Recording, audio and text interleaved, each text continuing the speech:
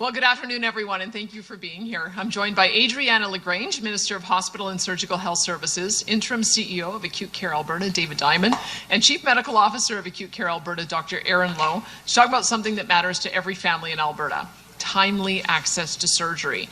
Because when you're waiting for surgery, everything else in your life is put on hold. Your ability to work, to move freely, to care for your family.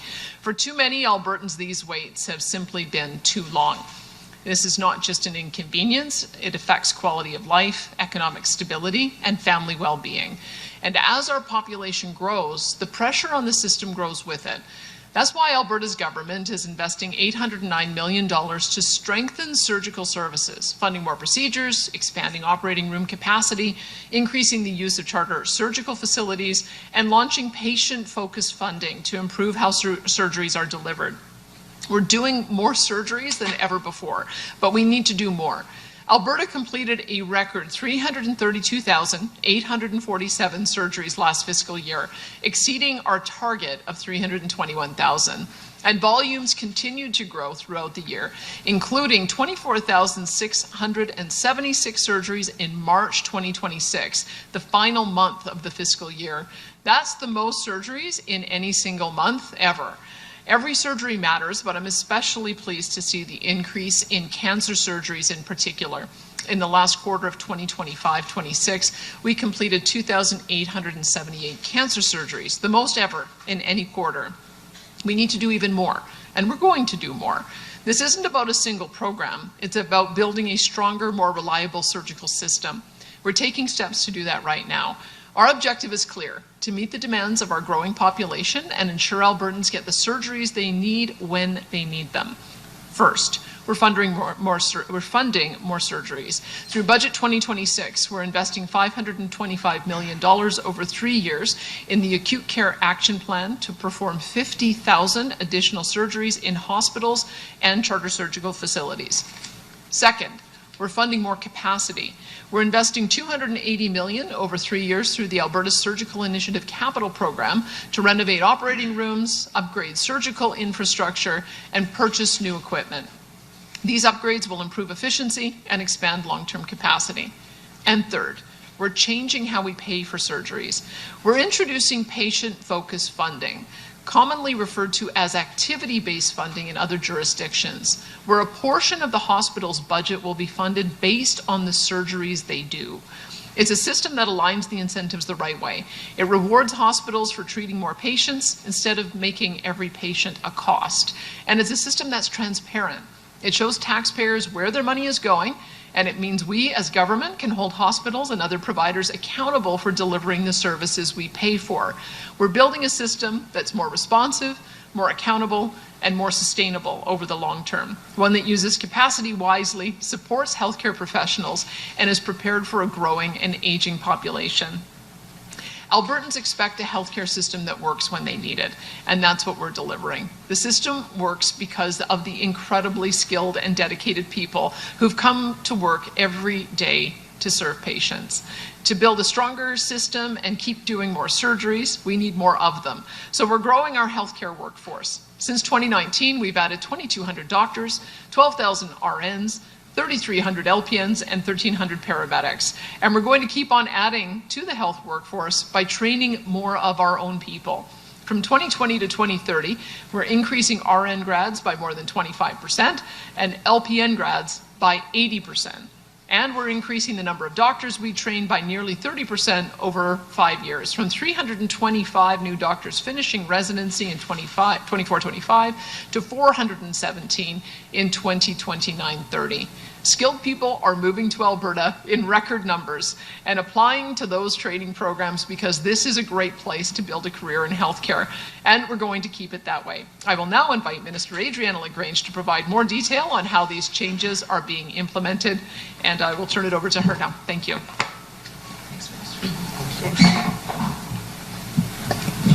Thank you, Premier. And as you just heard from the Premier, we are investing $809 million to strengthen surgical services for Albertans. More procedures, more operating room capacity, and a modernized approach to how care is funded. That is a significant commitment and one that will make a real difference for families across our province. Last year, the Premier and I announced our intention to introduce patient-focused funding. Today, I am pleased to report that Phase 1 is now underway at 12 hospitals across Alberta. Let me explain what this means in plain terms. Under traditional hospital funding, hospitals receive a fixed block budget, the same amount regardless of how many patients they treat or how many surgeries they perform. That model doesn't align incentives the right way. It can actually discourage hospitals from doing more. Patient-focused funding changes that. Hospitals are funded based on the care that they actually deliver, the number and type of procedures performed, and the complexity of each patient's needs. Funding follows the patient. Hospitals that treat more patients receive more funding. This isn't a new idea. It has been adopted by leading jurisdictions, including the United Kingdom, Germany, Australia, and Norway, always phased in carefully to maintain stability and quality of care. We are taking the same measured approach.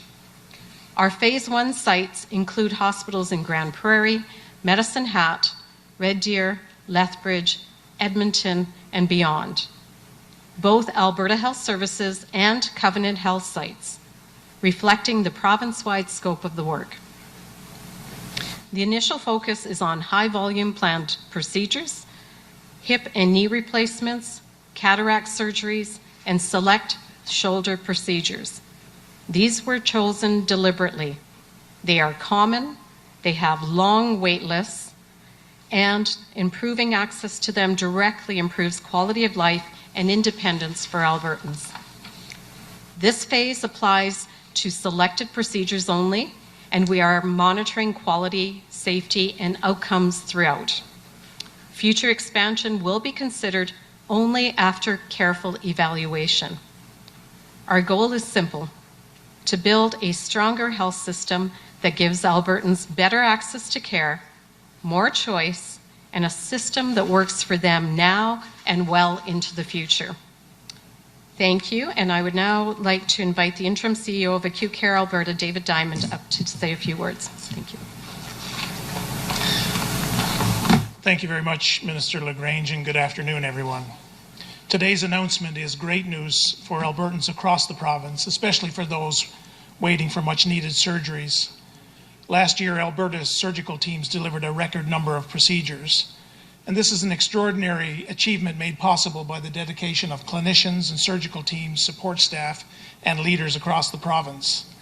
The investments announced today will give Acute Care Alberta the tools to expand surgical capacity in a coordinated manner.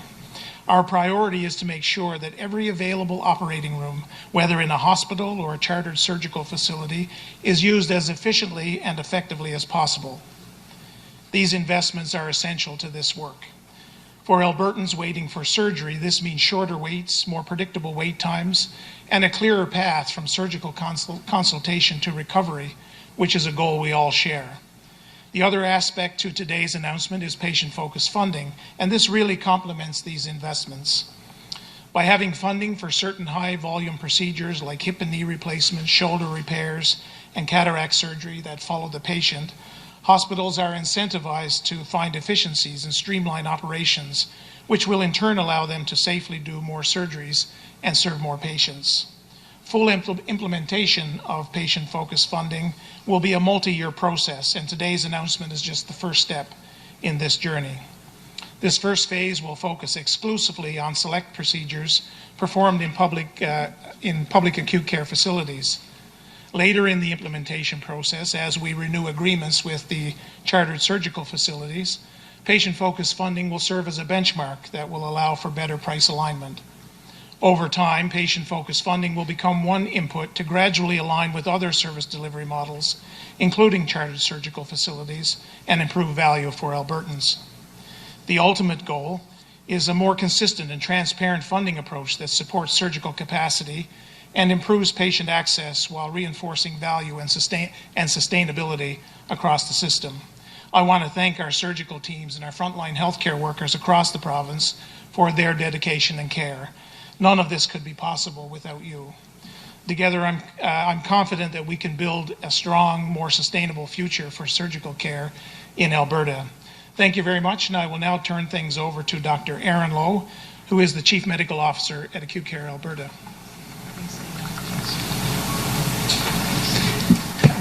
Thank you, Dave, and good afternoon.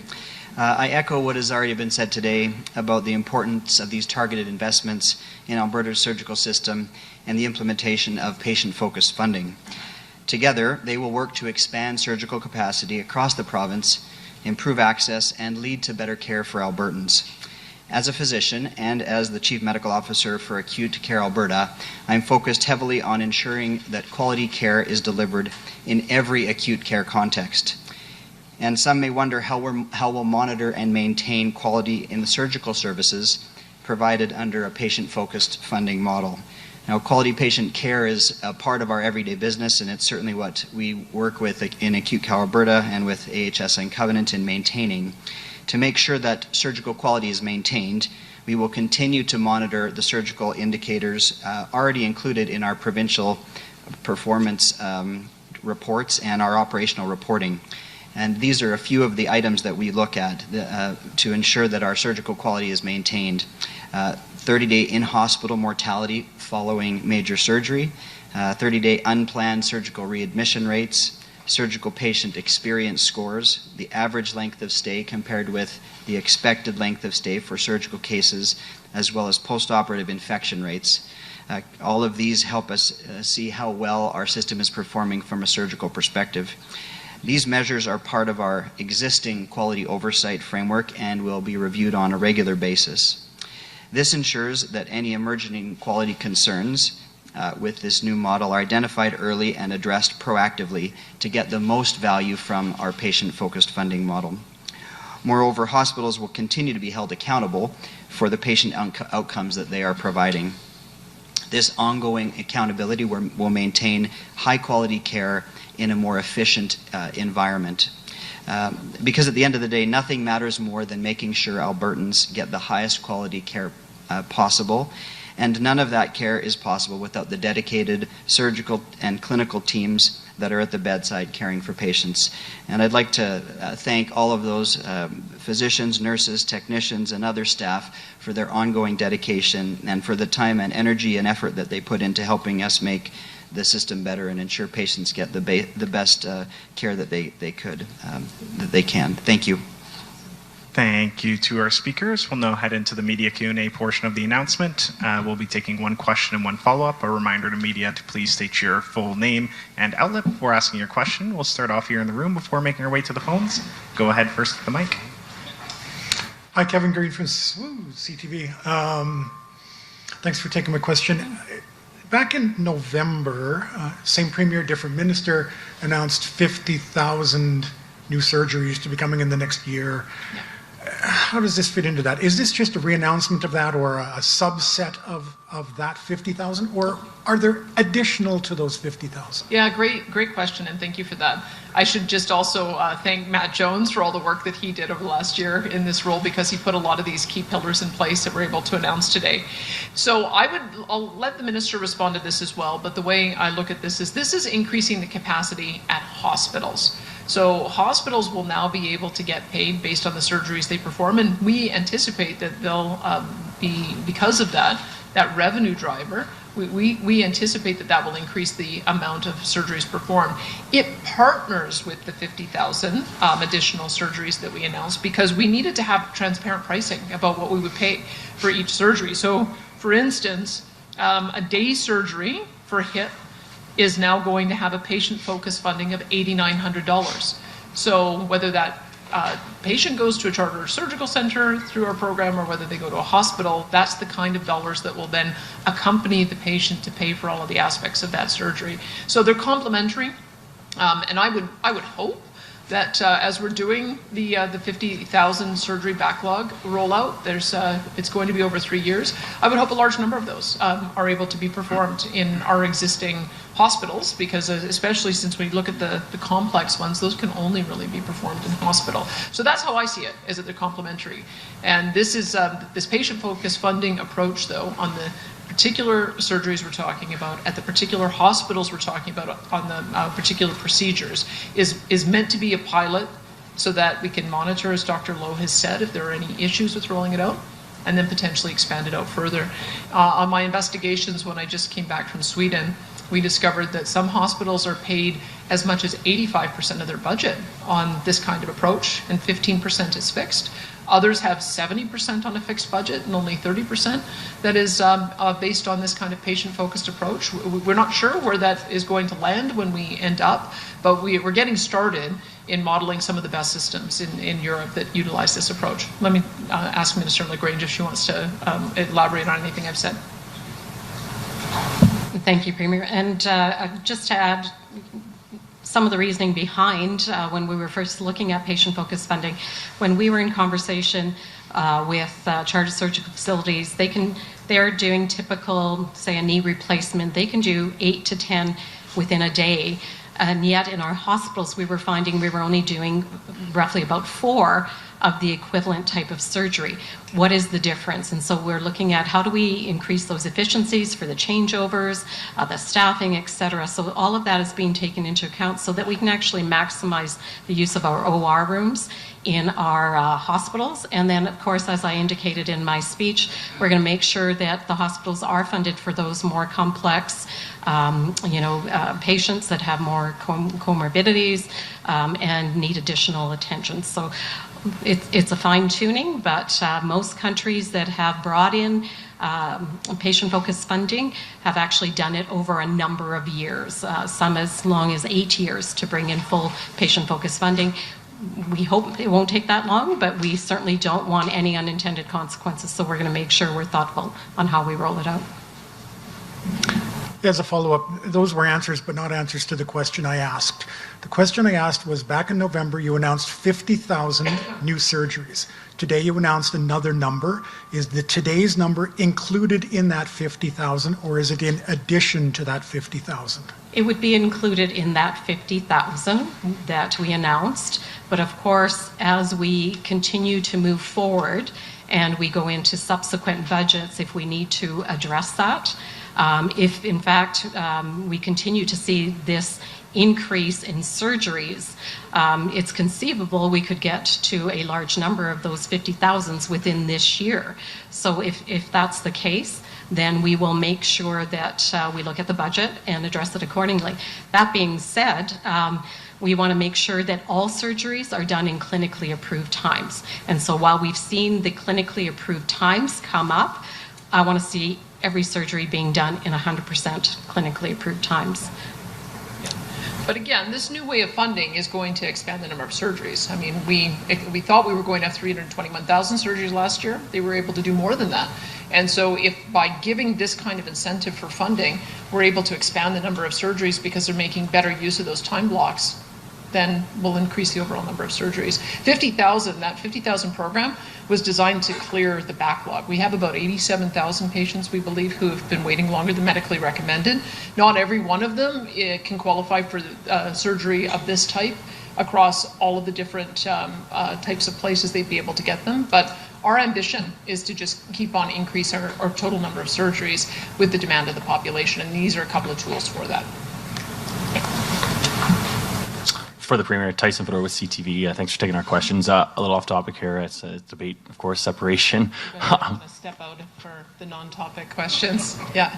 I hope I'm the only one for you. I guess over the weekend on your radio show, of course, you had mentioned that when it came to the signatures of the Stay Free Alberta petition from Mitch Sylvester, that they had about 300,000 signatures. Those have not been, of course, validated by Elections Alberta. It's unclear if they actually will be, as this is paused in the process. Under the Forever Canadian petition, there was 438,000 gathered, but only 404,000 of those were actually validated. So what maybe gives you the confidence to maybe take that petition at its word and that they did get those 301,000 signatures? Look, I mean, whether they can be validated or not, that's a question for the courts and it's a question for Elections Alberta. But the fact of the matter is the Forever Canada petition got 400,000 signatures, only needed 292,000. And there was no clear idea of what no meant. The referendum question proposed was, do you want to remain in Canada, yes or no? And so we had to do some work on defining what no meant. And so in this case, option one, If you want to remain in Canada, that will be on the ballot. You'll be able to vote to remain. Option 2 is if you want to separate, then there's a legal process to go through, and you would start the process to separate. But for me, I put forward 9 other questions, which I hope for those who want to send a message that they will vote for those 9 other questions and give me a strong mandate to look at ways that we can increase our autonomy and sovereignty within the United Canada, which is has been the stated position of my government since the moment I got elected. And then just to follow up, last week in his new role, Finance Minister Jason Nixon kind of hinted at potentially a costing document on what Alberta separation could look like. So I'm going to ask you, when can Albertans expect that potential document? Are we thinking like potentially August to 2 months ahead so that they can process, digest this? And what will be in that document? I hope it would be by August. I mean, I've been talking with the Finance Minister a little bit about this, and I think Trevor Tombe has already done some back-of-the-envelope calculations in response. But what is our share of the national debt? $170 billion, very likely, which would cost about $10 billion a year in interest costs. We now have a 5% NATO commitment. We've never had a national defense before. What would that cost? That's about $25 billion. We'd have to take over OAS and child tax benefit, probably another $10 or $15 billion. We'd have to set up the infrastructure for CPP and EI and various other programs that we don't currently run. There's a cost associated with that. We'd have to have border control.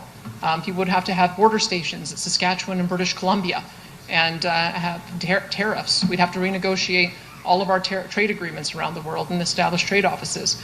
We'd have to set up a post office. We would have to regulate telecoms, banking.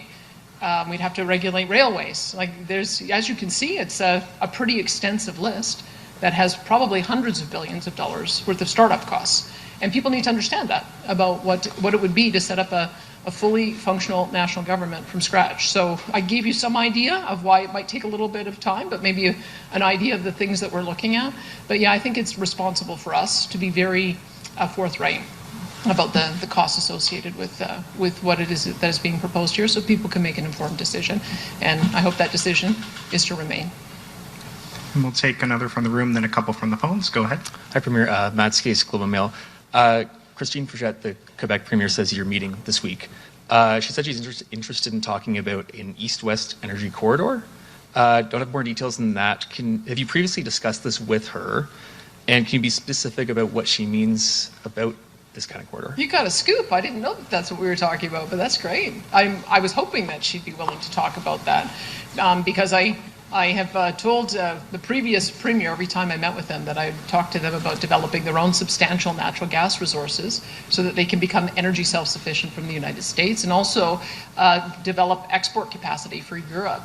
And I know that Madame Frechette talked about the potential for renewing that conversation, and I'm glad to see that she's talking about that because there are projects like East Saguenay that was going to develop a pipeline to the coast that would use Western Canadian gas, but I think that there's lots of opportunity for partnership. So I'm looking forward to having that conversation with her. Do you plan to talk about the separatist movement in your province? And in addition to that, do you plan to meet with the Parti Québécois leader? To the answer to the second question, no, but I think Madame Frechette and I have similar interests, is how do we have more autonomy within United Canada? That's our stated principle as a party, and it's her stated principle as the leader of the CAQ. And so I think we'll have lots of common ground on that. I know that I've been inspired by Quebec on a number of different fronts in passing legislation like the Provincial Priorities Act, and others based on legislation that I saw Quebec had. And I understand that they're developing their own Quebec Sovereignty within a United Canada Act as well, based on some of the legislation we put forward. So I think that we can have a strong partnership between Quebec and Alberta, not only on how we repair the country so it gets back to the way it was initially intended to run, but also on an energy corridor. So I think it's going to be a great couple of days talking with her. Thank you. We'll take a couple questions here from the phones. Operator, could you put through our first caller, please? Your next question comes from Jean Emmanuel Fourier of Radio Canada. Your line is already open. Thank you. Hi, Premier. Thank you for taking my question. Back to on topic on the announcement. I would just take a step back on patient-focused funding. Last year, in your video, your 7-minute video, you explained to people how that would work, and you talked about competition between places like hospitals, but also shorter surgical facilities. This announcement today, the PFF is not touching chartered surgical facilities. Are you going a bit slower than you intended? I think they're two different processes. I mean, I'll probably post this a little bit later, but one of the things that we put out is the actual patient-focused funding prices, and I hope that there's some coverage on this because this is new information. We've never really had a firm number about what it costs all in to deliver these surgeries in different environments, and that's why we did the hard work of going through and coming up with that pricing. So I'll give you just an example on hip replacements. So to do day surgery, $8,900. So if you do a day surgery, $8,900 is what you'll pay for, is what you will receive for delivering that surgery. If there's a high comorbidity, it goes up to $33,440. I mean, I don't know if patients have any idea how much it costs when they receive a hip replacement in a hospital, and now they'll know. And they'll also know if they're going to try to compete to have surgeries in charter surgical centers, what we would expect them to meet or beat in order to be able to do that. So the transparency in the work that we've gone through is something that we have never done in our healthcare system before. And so now we have these numbers. People will understand what the costs associated with them are, but more importantly, the facilities that are able to increase their number of surgeries will get paid more revenues as a result. And to Minister LaGrange's point, if we can have our hospitals able to make use of a surgical block and go from doing 4 surgeries in that block to 8 surgeries in a block, which is what we see with our charter surgical centers, that's going to be better for everyone. So those are the reasons why we're putting that forward. And I think the big thing that we have today is an announcement of what those dollars will be for the different type of surgeries so that each of the hospitals know exactly how they'll be compensated with revenue. And that has not been the case in the past. Did one of you want to comment on that? Did you want to comment or correct anything I said? Okay. No. I can give you a few more, okay. though. I'm excited about these numbers, but I'll post them on my social feeds later. But a follow-up, Premier, on that. This is, we were told, just touching about 26,000 surgeries a year, so it's less than 10% of what we did last year. This will take time to see significant change if we're only phase 1 and we're only doing less than 10% of the surgeries that are patient focused. So what should Albertans expect in the kind of shorter term? Well, I think what you would expect to see, and this is what we certainly expect to see, is that the overall volume of surgeries is going to continue going up every single year because we're funding not only expansions of surgical facilities, but also funding expansions into a variety of different environments like charter surgical centers. And it's already working. So the number we want to beat next year is 332,847. We're not talking about reducing surgeries, we're talking about increasing them. But this is a subset of those surgeries to see if there's a way that we can not only get more efficiencies in being able to use those operating room blocks to do more surgeries, but also to see if we can expand it to include other surgeries. We're starting in this area. We want to make sure that there aren't any unintended consequences, and we'll be monitoring that very closely with the 5 measures that Dr. Lowe looked at. But if it works, we'll be able to expand to other areas. It may be that there's certain surgeries that don't lend themselves to this type of patient-focused funding. That may be a clinical question that I'll ask Dr. Lowe, but these ones are ones that you can do in a variety of different environments. You could do them in hospital, you can do them in charter surgical centers. We've got a lot of established providers, and so they really are the best place for us to begin. But Dr. Lowe, do you want to comment about how widely we might be able to use this? Yeah, thank you, Premier. So one thing with patient-focused funding models, activity-based funding models, is that as the envelope of funding we give to healthcare, as activity-based funding or patient-focused funding makes a bigger a percentage of that, the model has its advantages. So if a hospital can have, say, 50% of its surgeries done through patient-focused funding, that provides more revenue for the hospital to do better and to do more surgery. And so we have looked very carefully at the different parts of healthcare, the different episodes of care, everywhere from what we're talking about now, these just a few surgeries, hips and knees, and things, but looking at other parts of care. For example, a lady comes in and delivers a baby. That's a predictable part of care, or someone gets a colonoscopy. So looking at all of the different episodes of care and looking at how we can expand, and we think we can. We want to be very thoughtful about that so that we're ensuring that the care quality stays high, but looking at expanding more broadly, and that'll be part of how we take advantage of this model to provide more services to Albertans. Thank you. We have time for a couple more. We'll take one more from the phones, then try and come back here to the room. Operator, could you put through our next caller, please? Your next question comes from Rick Bell of Post Media. Your line is already open. Good afternoon, Premier. Of course, this is going to be off topic. As a politician, you know that every campaign has a set of promises that they make to the people whose vote they want.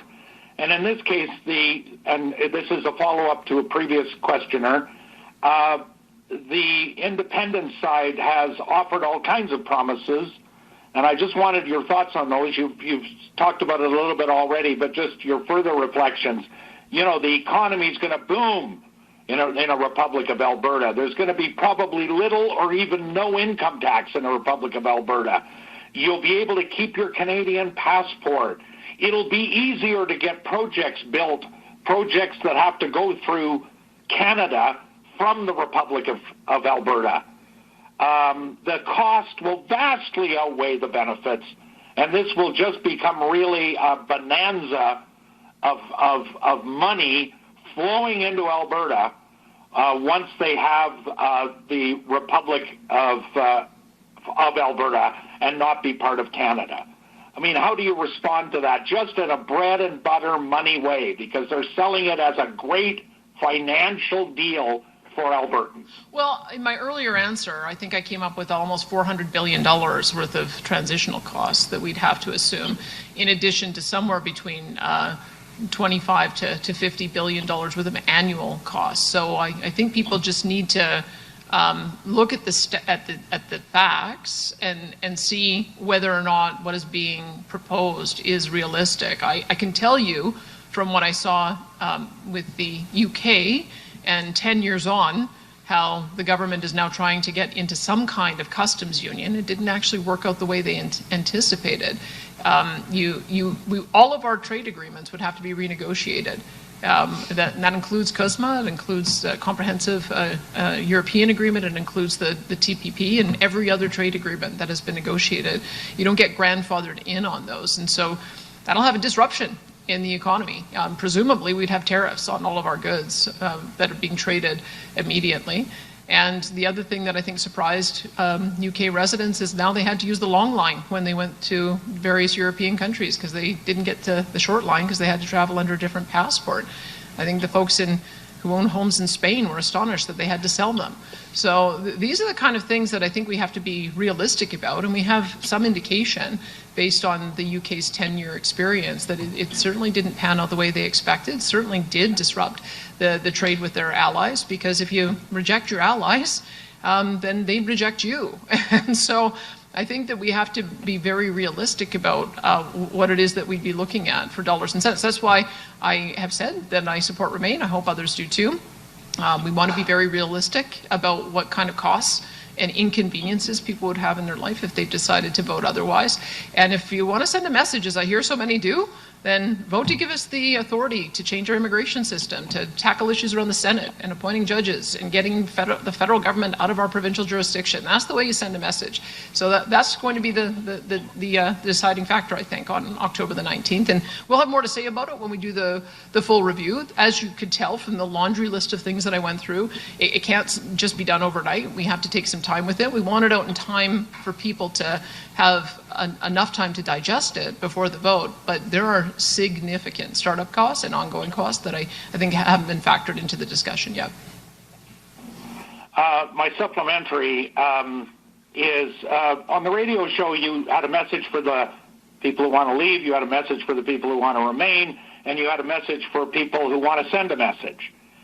I'm going to add a fourth group if I could, and that fourth group is separatists who are challenging your leadership. because they are upset with you. And many of them are voices on social media. Some of them have actually endorsed someone to run for the UCP nomination in a Calgary riding where there will be a by-election. And they are vowing to sign up members to join the UCP in an attempt to pressure you and perhaps even get you to, as some of them call it, Kenny you, get rid of you. What is your message to them? And I'm going to tack on at the end because it's just yes or no. Do you believe we would get to keep a Canadian passport if we were the Republic of Alberta? Okay, so in the first case, we are a big tent party. We obviously have a number of people who come from different perspectives on this. I've been very clear about what my perspective is, and that I'm going to do everything I can to convince people that Canada can work. That's what I think my job is. I haven't been able to be successful with everyone yet, but I'm going to keep trying. And that, to me, is the most important thing we've got to focus on to October the 19th. There's always going to be discussions within internal parties. I see that Mark Carney's having a discussion internally within his party with 14 of his MPs unhappy with the MOU that he signed with Alberta, and one of them very loudly quitting because of it. And so you don't expect 100% agreement with everything you do, but if you're going to be a big tent coalition party, you've got to accommodate people's needs, and people's need to have a voice in this case. And I think my job is one of persuasion, and that's what I'm going to keep on doing. I'm not going to call anybody names. I'm not going to say they're wrong because they've got legitimate reasons for why they feel the way they do, but it's my job to give them hope again. And I simply don't know about the issue. Again, I just look at what happened in the UK, and my understanding is the UK, you only have one passport. You're not able to have a UK passport and a European passport, and that's the reason why they have to go through and use the long lineups and have border control and all of that, is that they just don't have the same rights of access that they did before. And we have time for one last quick question. We'll come back to the room. Go ahead, next up the mic. Hi, it's Dane Patterson with the Canadian Press. Thanks for taking my questions. Premier, when you announced this model last year, you said it would drive down costs down since public and private providers would be competing. But we learned in the tech briefing that this funding model will only be used to inform future contract negotiations and discussions with chartered surgical facilities. How does this funding model drive costs down besides the government deliberately funding surgeries below historical levels to encourage efficiency? Well, first of all, I think what you'll see is that you are going to get more surgeries done within a surgical block, and that allows you to recalibrate year by year to see if you can get more efficiencies and you can end up reducing the overall cost, then that will inform what we do in the future. But what we took right now is an assessment of where we find ourselves today with what these surgeries actually cost. And now we're giving some transparency, because I can tell you that a surgical provider who is able to do 8 surgeries in a surgical block is going to be a heck of a lot more efficient than one who's only able to do 4 in a surgical block. So this is about getting the level of efficiency up at all of our hospitals, and I think they're going to find ways to do it. I bet they're going to have specialized and dedicated staff. I bet they may find ways to use a couple of operating rooms at the same time as they do in Humber River to be able to increase the amount of surgeries that they can do, and this will just unlock all of that innovation. So you have to start somewhere.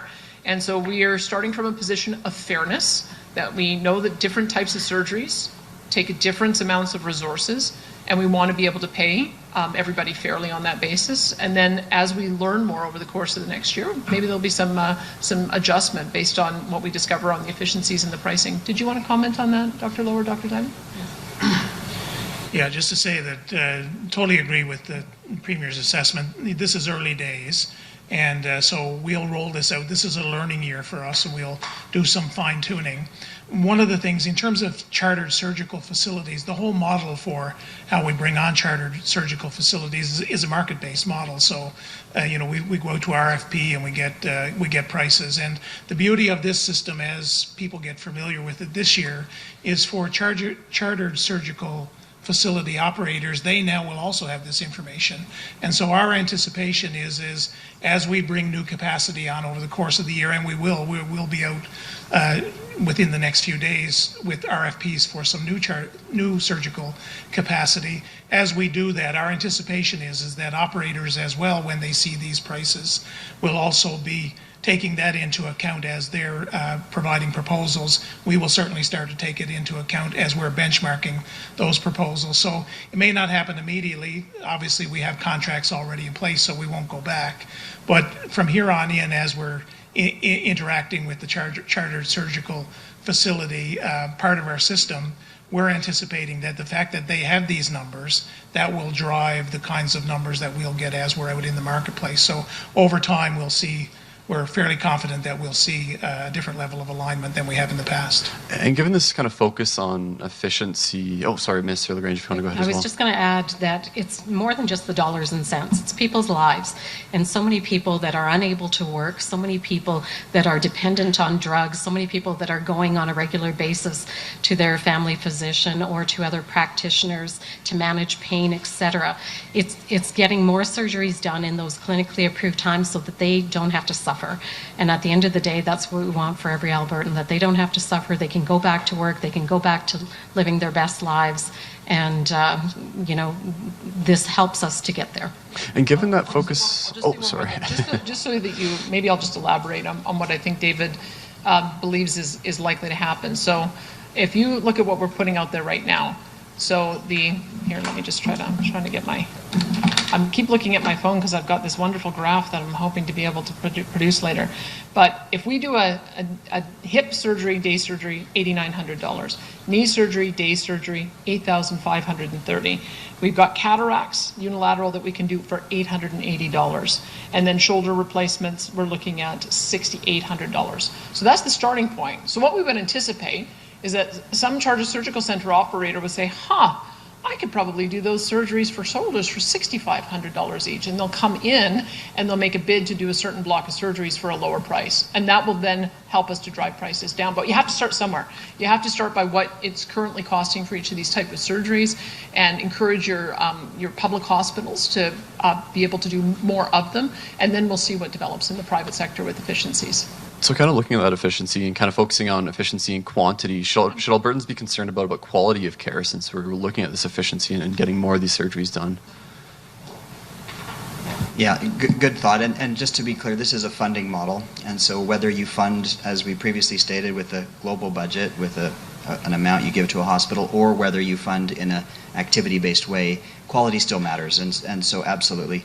And so that's why we have clear metrics that I described earlier that we will continue to look at. If you just do high volume, low quality services, that's not obviously what we're hoping for. So maintaining a focus on quality is absolutely essential, and it's part of our regular business. So whether we fund services by a global budget or through an activity-based model, quality still is really critical, and we still will absolutely do that, looking at all the metrics that I described. I'll just add, because I've mentioned it, so I may as well give the credit to CBC, who did a story on Humber River Hospital a couple of years ago. And what they found is there was the one surgical team that was able to do 14 surgeries in a surgical block. And the way they were able to do that is the surgeon was able to have access to both operating rooms. So he'd go wash and clean up, and he'd go in, and the patient would be prepped. He'd come out, clean up, and then in the other room, the patient would already be prepped, and he was able to go back and forth between the two. So that doesn't compromise the care in any way. It just shows that the surgical teams were operating more efficiently so as they didn't waste time. And that's what this model does, is everyone's going to be thinking, how do we reduce the amount of downtime, the amount of wait time, the amount of lost time? How do we make the best use of our resources? And that's only one example in a public hospital that I think is is leading the nation in coming up with some of these innovations. But I'm sure that there's going to be a ton of other innovations that our clinicians are going to come up with as a result. And that's all the time we have for questions today. Thanks everyone for joining.